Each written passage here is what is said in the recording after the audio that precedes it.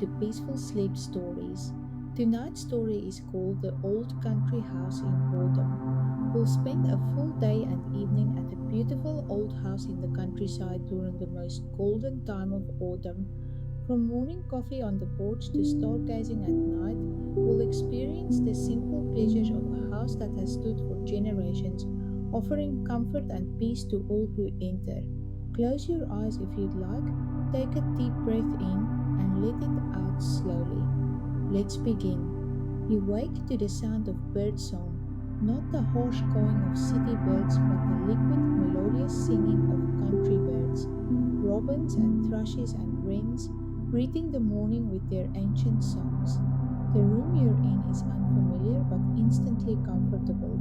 You're staying at your aunt's house, your great aunt actually, a woman in her 70s who lives alone in the countryside, in the house where she grew up, the house where her grandmother lived before her, a house that has sheltered your family for over 100 years. The bedroom is simple and old fashioned. The bed is an antique iron frame painted white with a thick mattress and layers of quilts. The wallpaper is faded, tiny flowers on a green background probably hung decades ago. There's a wooden dresser with a mirror, a rocking chair in the corner, and a window with white curtains that are moving gently in the morning breeze. You get up and go to the window. The view takes your breath away. The house sits at the top of a gentle hill, surrounded by ancient oak trees that are in full autumn glory. Their leaves are every shade of gold and orange and red, glowing in the early morning light.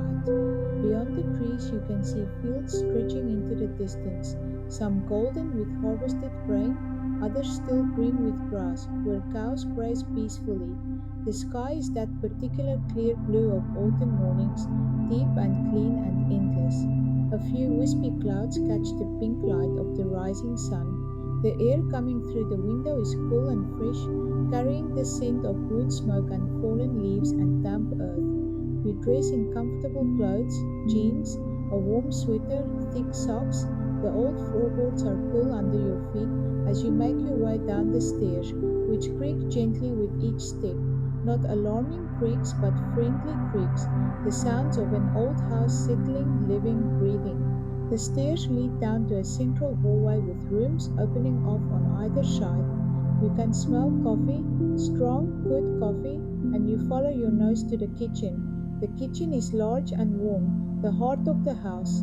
There is an old Aga cooker giving off gentle heat, its enamel surface worn smooth by decades of use. A large wooden table dominates the center of the room, surrounded by mismatched chairs. The walls are lined with open shelves holding plates and cups and bowls, and bunches of dried herbs hang from hooks in the ceiling beams. Your aunt is at the stove, pouring coffee into two large mugs. She's a small woman with white hair and bright, kind eyes. She's wearing a cardigan and slippers and looks completely content. Good morning, she says, smiling. I heard you moving about. Coffee? You accept gratefully, wrapping your hands around the warm mug. The coffee is perfect, strong and hot and slightly sweet. Sleep well? She asks, and you nod. You slept better than you have in months, maybe years. Something about this house, this place, allowed you to rest deeply. The house has that effect, she says, as if reading your thoughts. Always has. My grandmother used to say the house holds peace in its walls. All the generations who've lived here peacefully, all the love and care and quiet happiness, it soaks into the stones and wood, and you can feel it. You believe her, you can feel it. You take your coffee and, at your aunt's suggestion, go out to the front porch to watch the morning fully arrive. The porch runs the length of the house, with wooden floorboards painted grey and a railing where climbing roses grow, though they've finished flowering for the season now. There are several rocking chairs on the porch, their wood worn smooth by decades of use. You choose one and settle in, coffee in hand, gently rocking, watching the day brighten. The sun climbs higher, turning the sky from pink tinge to pure blue. The shadows shorten. The dew on the grass begins to evaporate, creating a slight mist that hangs low over the fields. The birds continue their morning songs, though less urgently now, the dawn chorus giving way to the daytime chatter. You see a fox trot across the far end of the lawn, its red coat bright against the green grass. It pauses, looks back toward the house with calm curiosity, then continues on its way into the woods. A few minutes later, a deer emerges from the same woods, a doe, delicate and alert, moving with that particular grace that deer have. She nibbles at the grass for a while, then disappears back into the trees like a ghost. Your coffee is finished, the mug empty in your hands. The sun is well up now, the morning fully established. You hear your aunt moving in the kitchen and go back inside to help with breakfast. Together you make a proper country breakfast, eggs from her chickens, which she keeps in a coop beyond the garden. Thick slices of bread toasted and buttered, sliced tomatoes from the last of the summer crop, tea with milk and sugar. You eat together at the kitchen table, talking and not talking in comfortable rhythm. Your aunt tells you about the house, about growing up here, about the walnut tree in the garden that her grandfather planted when he was a boy, about the root cellar that keeps vegetables fresh all winter, about the bedroom you're sleeping in that used to be her mother's, then hers, and now occasionally hosts grandnieces and grandnephews and cousins who come to visit. After breakfast, she suggests you explore the property properly. Take your time, she says. There's nowhere you need to be. Just wander. Get to know the place. You start with the garden, which wraps around three sides of the house. It's a working garden, not merely decorative. There are vegetable beds, herb patches, fruit trees and bushes, and a small greenhouse. The vegetable beds are mostly done for the season now in late October, but there are still a few hardy crops: kale and Brussels sprouts, leeks, and late carrots. The soil is dark and rich, turned over in places where summer crops have been harvested and autumn planting done. The herb garden is still fragrant: rosemary and thyme and sage, all woody and strong enough to survive the cooling weather. You run your fingers over the rosemary and bring your hand to your nose. The scent is sharp and clean and instantly recognizable. The fruit trees are old, apple trees mostly gnarled and twisted with age, their branches still holding a few late apples that weren't harvested. The apples left on the trees are for the birds, your aunt told you, a gift to the creatures who share this space. Beyond the garden is an orchard, a dozen apple trees planted in rows, all heavy with fruit. The ground beneath them is carpeted with fallen apples, their sweet cidery smell perfuming the air. Bees and wasps buzz among the fallen fruit, drunk on fermented apple juice. You pick one apple from a low branch. It's perfect, red gold and unblemished. You polish it on your sleeve and bite into it. The crunch is loud in the quiet orchard, and the taste is incredible, sweet and tart and complex, nothing like store bought apples. This is what apples are supposed to taste like. You wander further, finding a small pond at the bottom of the garden. It's natural, fed by a spring, surrounded by ferns and wild flowers gone to seed. The water is clear and still, reflecting the blue sky perfectly. You can see fish in it, small goldfish, descendants of fish someone put in decades ago, now breeding and living wild. A bench sits beside the pond, weathered and gray. You sit on it and simply watch the water. Occasionally, a fish rises to the surface, creating ripples that spread outward in perfect circles. A dragonfly zips past, late in the season but still active. The breeze rustles through the ferns and tall grasses. Time passes. You're not sure how much time: 20 minutes? An hour? It doesn't matter. You're learning already that time works differently here. It stretches and slows and becomes irrelevant. Eventually, you stand and continue exploring. You find a path leading into the woods that border the property. The path is well worn, clearly used regularly, and you follow it into the trees. The woods are beautiful: tall oaks and beeches, their canopy creating a ceiling of gold and orange leaves overhead. The ground is carpeted with fallen leaves, crisp and dry, crunching satisfyingly under your feet. Acorns and beechnuts lie scattered everywhere. The path winds through the woods for several hundred yards before emerging into a clearing where an enormous walnut tree stands. This must be the tree your aunt mentioned, the one her grandfather planted. It's massive, its trunk so wide you couldn't wrap your arms around it. Its branches spread out like a cathedral ceiling, and the ground beneath it is littered with walnuts in their green brown husks. You pick up a few walnuts and put them in your pocket. Later, your aunt will show you how to crack them and extract the meat. A fiddly process, but worth it for the rich, earthy flavor of fresh walnuts. You sit against the trunk of the tree, feeling the rough bark against your back.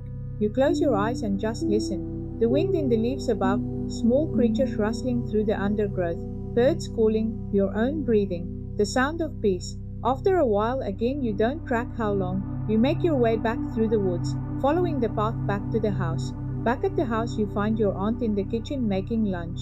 She's laid out bread and cheese and pickles and cold meat on the table, along with a bowl of apples from the orchard and a pitcher of homemade lemonade. You eat together, simple food made extraordinary by freshness and hunger and the pleasure of good company. The bread is from the village bakery. Your aunt walked there this morning before you woke, a 2-mile round trip she makes several times a week. The cheese is local, the pickles are from vegetables she grew herself. Everything tastes more real, more present than food usually does. After lunch, your aunt suggests a rest. That's the rhythm here, she says. Morning activity, midday rest, afternoon tasks, evening peace. It's how people lived for centuries, before everything got so rushed. It sounds perfect. You go up to your room and lie down on the bed, not bothering to undress, just lying on top of the quilts. Through the window, you can see blue sky and golden leaves and hear birds singing. The breeze coming through is warm now, carrying the scent of sun-warmed wood and grass. You close your eyes, not really intending to sleep, but you drift off almost immediately. The sleep is light and pleasant, filled with vague dreams of trees and gardens and dappled sunlight. You wake an hour later feeling refreshed, peaceful, deeply content. The house is quiet, your aunt is resting too. Probably, you lie still for a few minutes more, just enjoying the sensation of rest, of comfort, of having nowhere to be. Eventually, you get up and begin exploring the house itself. Your aunt has given you free rein. Explore anywhere you like, she said. The house doesn't keep secrets. You start with the ground floor. The sitting room is cozy and lived in, with comfortable furniture that's clearly been sat in for decades. There are bookshelves covering one wall, filled with books old and new. There's a fireplace with a mantel holding family photographs in frames, black and white photos going back generations, showing people who share your features standing in front of this very house. The dining room is more formal but clearly used. The table is large enough to seat 12, made of dark polished wood. The sideboard holds good china and glassware. You can imagine family gatherings here, holidays and celebrations, all the birthdays and anniversaries and reunions that this house has witnessed. You climb the stairs to the second floor. Besides your room, there are 3 other bedrooms and a bathroom. You peek into each room. They're all slightly different but all comfortable. Beds made with clean linens waiting for visitors, waiting for family to come home. At the end of the upstairs hallway is a door you haven't noticed before. You open it and find a narrow staircase leading up, the attic. You climb the stairs, which are even creakier than the main stairs, and emerge into a large open space under the roof. The ceiling is sloped, following the line of the roof, and there are small windows at each end, letting in dusty shafts of sunlight. The attic is full of things, but not cluttered. Everything is organized, stored carefully. There are trunks and boxes, old furniture covered with sheets, stacks of books and magazines, racks of clothes from different eras. It's like a museum of the family's history. You spend a long time up here, opening boxes and trunks carefully, looking at the contents. You find old photographs, hundreds of them, showing the house and its inhabitants through the decades. The house looks almost the same in a photo from 1920 as it does now. The same porch, the same walnut tree, much smaller, the same windows looking out over the same fields. You find letters tied with ribbon, correspondence between family members who lived here and those who moved away but never forgot this place. You find old clothes, a wedding dress from the 1940s, still pristine in its box, children's clothes, tiny and carefully preserved, a military uniform from some long ago war. You find books, old school books with faded inscriptions, ledgers recording farm expenses from decades past, journals with cramped handwriting documenting daily life in times very different from now. Each item tells a story. Each object is a thread in the tapestry of this family, this house, this life. And you're part of it too. Your thread woven in with all the others, past and future, all connected by this place. You're lost in exploration and memory when you hear your aunt calling from below. Tea time. You make your way back down the narrow stairs, down the main stairs, to the kitchen where your aunt has set out tea and biscuits. Find anything interesting, she asks, and you tell her about the attic, about the photographs and letters. She nods, smiling. I should organize it all properly, she says. Make an archive. But I rather like it as it is, a treasure hunt for anyone curious enough to look. You agree. There's something perfect about the slightly jumbled, organic nature of it. History not tidied up and sanitized, but real and touchable and present. Tea finished, your aunt suggests you help her prepare dinner. I'm making stew, she says. Beef stew with vegetables from the garden. It needs to simmer for a few hours, so we should start it now. You work together in the kitchen, falling into an easy rhythm. Your aunt shows you where everything is. The knives in this drawer, the cutting board in that cupboard, the good pot hanging on this hook. She's made this stew 1,000 times, knows it by heart, but she talks you through each step anyway. You chop vegetables, onions, carrots, celery, potatoes, all from the garden. Your aunt browns the beef in batches, the meat sizzling and releasing its savory smell. Everything goes into the big pot with stock and herbs and a splash of red wine. The lid goes on, and it's set on the back of the aga to simmer slowly. The kitchen fills with the smell of cooking, rich and savory and deeply comforting. It's a smell that speaks of home, of care, of sustenance, given and received. While the stew cooks, you and your aunt sit at the kitchen table with cups of tea and talk. She tells you stories about the house, about the family, about her grandmother who lived to be 97 and worked in the garden until the very end, about her father who was a quiet man but would play piano beautifully on winter evenings, about her own life growing up here, leaving for a while, coming back, realizing this was where she belonged. Houses like this, she says, they're not just buildings, they're living things in their own way. They absorb the lives lived in them. All the love and laughter and even the tears, it all soaks in, and then it radiates back out. That's why you feel peaceful here. The house is giving back all the peace it stored up over the years. You understand exactly what she means. You can feel it. The accumulated peace of generations held in old wood and stone, waiting to comfort and hold whoever needs it. The stew is ready, and you eat it at the kitchen table with thick slices of fresh bread for dipping in the rich gravy. The vegetables are tender, the beef falls apart at the touch of a fork, the broth is deeply flavored with herbs and thyme. It's simple food, but it tastes like love. You eat slowly, savoring every bite. There's a pudding afterward, apple crumble made with apples from the orchard, served with thick cream, sweet and tart and perfect. After dinner, you help wash up, drying the dishes as your aunt washes them. You talk quietly or don't talk, both equally comfortable. Outside, the light is fading. The sun is setting somewhere beyond the hills, and the sky is turning from blue to pink to orange to purple. Your aunt suggests a walk before full dark. You put on jackets and step outside. The air is much cooler now, the autumn evening settling in. The sky is spectacular, clouds catching the last light, glowing orange and pink against the deepening blue. The first stars are beginning to appear in the eastern sky. You walk slowly around the garden, around the house. The birds have mostly gone quiet now, their evening songs finished. Everything is settling for the night. You stand in the orchard and look back at the house. Lights glow in the windows, warm, golden light that looks incredibly welcoming. Smoke rises from the chimney in a thin, straight line. The house looks exactly like what it is, a place of shelter and comfort and home. Back inside, your aunt has lit a fire in the sitting room fireplace. You settle into the comfortable chairs with cups of tea and sit watching the flames dance. Your aunt has a book and reads quietly. You have a book too, one you found on the shelf, an old novel you've never heard of but that caught your interest.